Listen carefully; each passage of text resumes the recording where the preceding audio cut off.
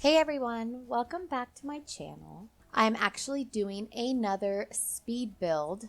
This is actually a build by me this time. I wanted to do a micro mini build challenge. So at first I started out with 2 levels, you'll see in the beginning, and I play around with the bathroom. I actually play tested everything in this build. So some of the stuff took me a while because I couldn't figure it out. Like you'll see at the end, I was struggling with the bed and some placement items.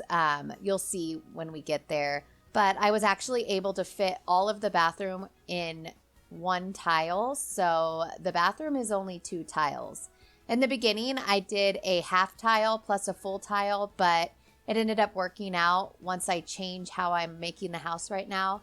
I changed it into a 16 tile build. So it was kind of a big challenge for me. So it's 4x4. You will see that later on. I mess around. I do 2 4x4s, one on top of each other. And then I decided, you know what? I want to go and challenge myself even more. I'm going to try to do a 4x4 build and see if I can do it. And it took some major finagling, if that's how you say that word. But I ended up doing it. So kind of disregard the whole beginning of this build. I do kind of stick to this layout somewhat, but I end up changing it up a lot because I delete the top floor. So maybe in another build, I will do the 32 tile build because I do like that idea of having the kitchen living, or like the kitchen below and then the bedroom living above. But I kind of wanted to challenge myself a little bit more. So I go back and change it up a bit.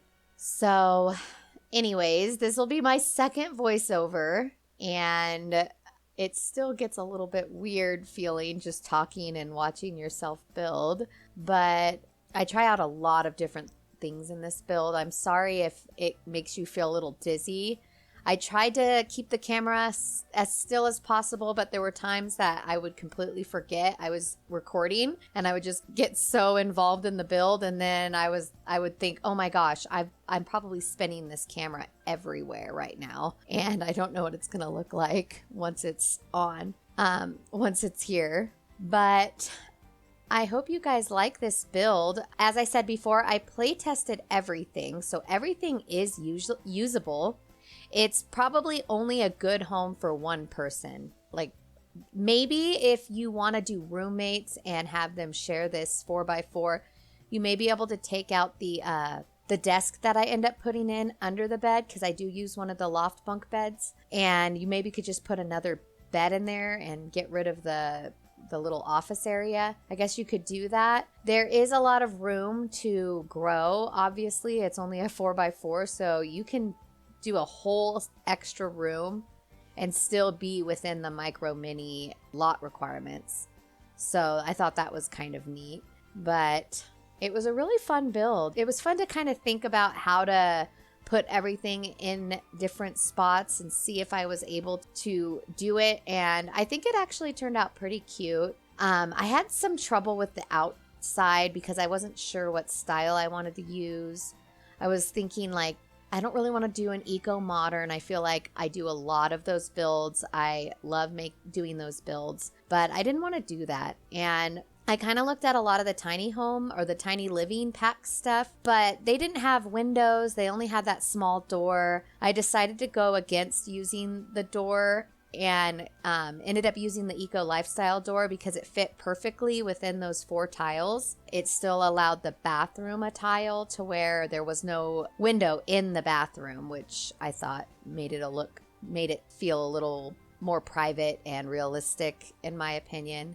So once I go to the one level, I work a lot with the kitchen on how to do it. I wanted a sink in the beginning. I tried to keep a kitchen sink, but once I started messing around with the bunk bed and the office area, I originally put the bunk bed and then I put the desk and chair under it completely, like long ways, and it looked really cute and I really, really liked it. But when I went and play tested it, my sim couldn't get in her bed, and I tried every which way and it just wasn't working. I mean, it should work, to be honest. Like if this were real life, it would totally work. And I actually liked how it looked a lot better.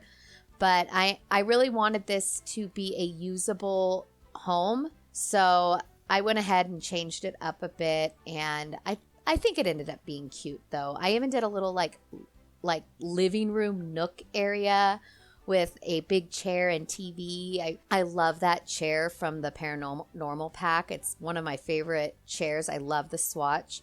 I wish we could make that swatch on beds. Like, I wish that you could change the bedding and pick whatever swatch you want on all the beds, but unfortunately we can't. But if we could, I would love that to be like the swatch that's on the bed right now, the swatch that's on that Paranormal armchair. But I think it ended up being a really cute build. I might go ahead and let you guys watch the end of this. I might pop in at the end and talk about the finished build. I did do a couple screenshots of the finished product. I did some landscaping. I'm not really good at the outdoors of houses.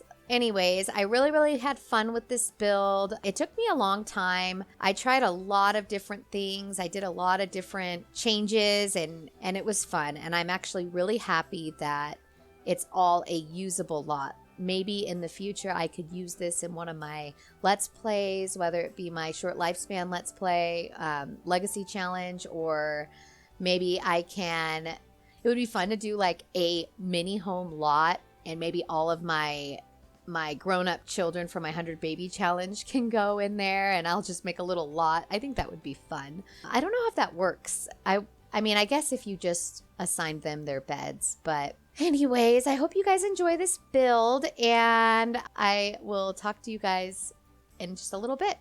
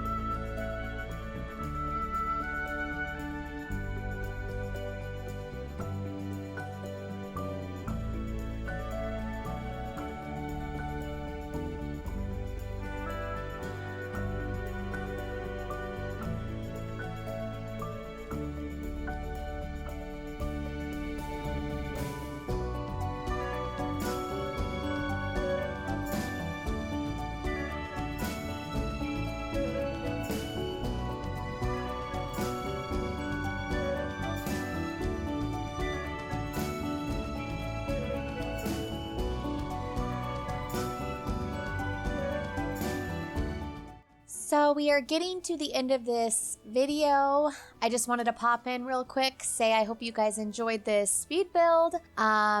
I struggled a bit on the exterior of this house. I tried a bunch of different swatches in the roof. I kind of wasn't sure how I was going to do it. Like I said before, I didn't want to go eco-modern. I kind of wanted it to fit in with Newcrest. I added this to the smaller, tiny lots in Newcrest, and I think it fit perfect. I think a bigger lot would kind of overpower the home a bit, unless you want to create a bunch more things in the lot. But I hope you guys enjoyed this build.